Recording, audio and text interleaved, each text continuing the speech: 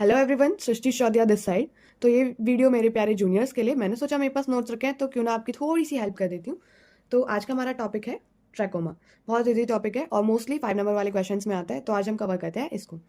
Firstly हम देखेंगे कि ट्रैकोमा का ओवरव्यू क्या है। कि ट्रैकोमा अगर अगर हम ट्रैकोमा को डिफाइन करें तो पहले हम क्या लिख सकते हैं, इट इज़ अ क्रोनिक कैरेटोकंजक्टिवाइटिस।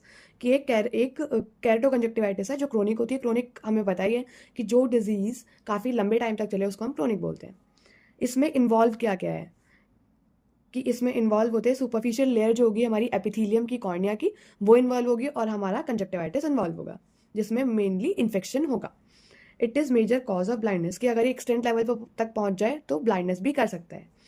फिर हम देखते हैं कि हम इसको पहचानेंगे कैसे, कैरेक्टर क्या है मोस्टली इसके, कि it is characterized by follicular और papillary response of the conjunctival tissues.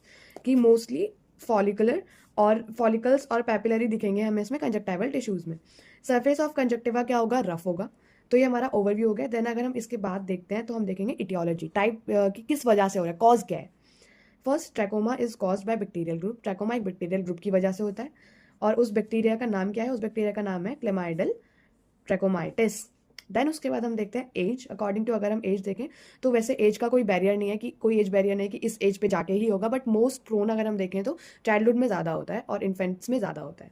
फिर उसके बाद अगर हम देखते हैं सेक्स, मोर प्रोन होगा फीमेल्स में as compare to males. Climate अगर हम देखें तो ट्रैकोमा मोर कॉमन होता है ड्राई और डस्टी वेदर में।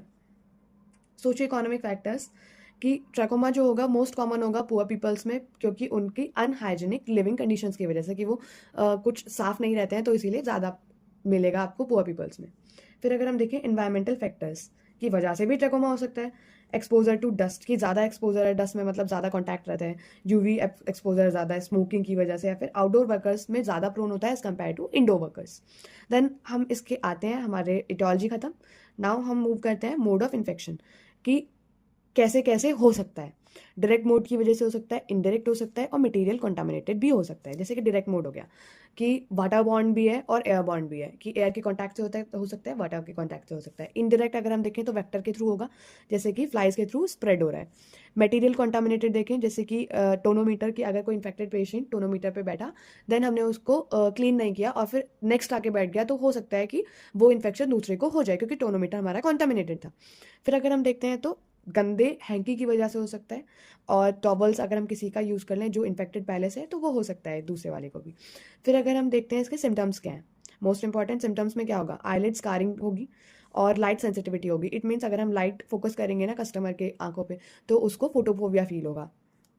Then mild foreign body sensation, customer आएगा वो हमें बताएगा कि उसको फॉरेन बॉडी सेंसेशन हो रहा है, वो बोलेगा कि मुझे कुछ चुभ रहा है आँख में, शायद कुछ गिर गया है, बट इन रियलिटी वो कुछ गिरा नहीं है, वो क्या है, वो हमारा इन्फेक्शन है जो ऐसा फील हो रहा है कि कुछ है आँख में। फिर उसके बाद लैक्रिमेशन की, आंखों से पानी जाएगा। स्टिकनेस ऑफ आईलिड की, आंखें चिपकी चिपकी होंगी और हमें क्या दिखेगा, स्टिकी म्यूकस डिस्चार्ज दिखेगा, कि चिपचिपा सा वाइट कलर का डिस्चार्ज आंखों से आता हुआ दिखेगा। तो ये हो गए हमारे सिम्टम्स। देन हम आते हैं साइंस कि हमें क्या क्या साइन दिखेंगे। फर्स्ट हम देखते हैं, हमें पता है कि दो पार्ट इन्वॉल्व थे, कंजक्टाइवल और कॉर्नियल।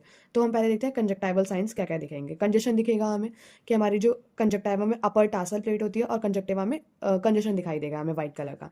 देन हम फॉलिकल्स दिखेंगे हमें उसमें कंजक्टिवा में, अपर वो भी अपर टासल पे दिखेंगे और फॉर्निक्स पे दिखेंगे। फिर उसके बाद हम देखें फॉर्म्ड, और फॉलिकल्स बन क्यों रहे हैं, कि ये बन रहे हैं जो हमारी लिम्फोसाइट्स हैं और अदर सेल्स हैं उनके एग्रीगेशन में, मतलब उनके एग्रीगेशन की वजह से वो बन रहे हैं, फॉलिकल्स बन रहे हैं, कि वो एक जगह इकट्ठा हो गई तो वहाँ पे फॉलिकल्स बन गए। फिर उसके बाद पेपिला, पेपिला दिखेगा हमें अपर टार्सल पे।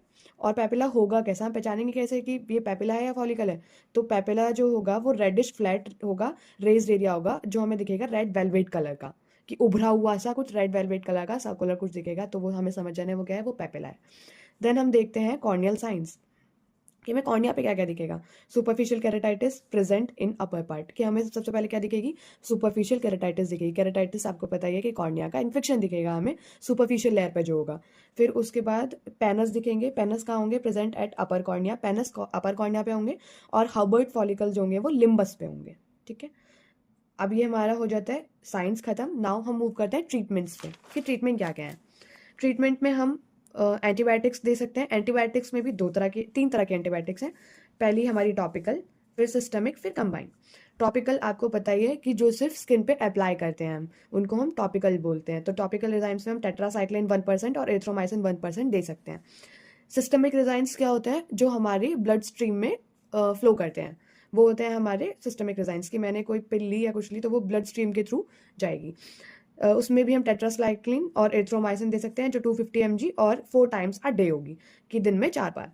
फिर उसके बाद कंबाइन दे सकते हैं हम सिस्टमिक और टॉपिकल का, कि टेट्रासाइक्लिन 1% दे दी और एरिथ्रोमाइसिन का आई ऑइंटमेंट दे दिया, जो दिन में 2 बार लगाना है। फिर अगर हम देखें कि अकॉर्डिंग टू WHO क्लासिफिकेशन करें अगर ट्रैकोमा का, तो ट्रैकोमा कितने टाइप का है according to WHO, world health organization के अकॉर्डिंग?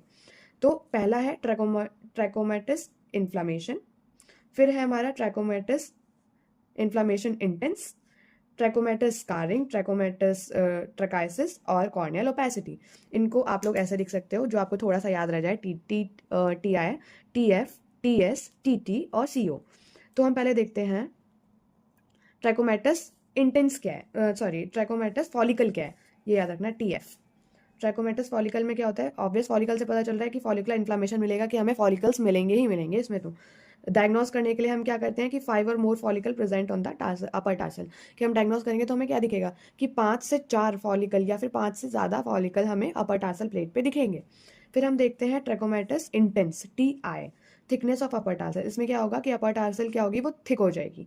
फिर TS, ट्रैकोमेटिस स्कारिंग, इसमें क्या दिखेगा? White band fibrous scarring present at the tarsal plate, ठीक है। वाइट और बैंड हमें फाइब्रस स्कारिंग दिखेगी। स्कारिंग मतलब स्कार आ जाना, वो दिखेगा हमें टार्सल पे कंजक्टिवा के। फिर हम देखते हैं ट्रैकोमेटिस ट्रकाइसिस। ट्रैकोमेटिस ट्रकाइसिस में क्या होता है कि आईलैशेस मूव इनवर्ड और रब्ड आईबॉल। इसमें क्या होगा कि जो हमारी आईलैशेस होती है ना, वो इनवर्ड की तरफ हमारी आंख में अंदर की तरफ मूव कर जाएंगी, और वो अंदर की तरफ मूव करेंगी तो ऑब्वियस वो क्या करेंगी कि हमारी आईबॉल को रब करेंगी, जो वो हमें फिर इरिटेट करेगी, जो हमें फील होगा कि शायद फॉरेन बॉडी है कोई। फिर हम देखते हैं कॉर्नियल ओपेसिटी। इसमें क्या होगा कि हमें ओपेसिफिकेशन दिखेगा, कि उस पे प्यूपल के ऊपर हमें ओपेसिटी दिखेगी। तो ये था हमारा ट्रैकोमा, हमारा ट्रैकोमा का। सो मिलते हैं नेक्स्ट वीडियो में।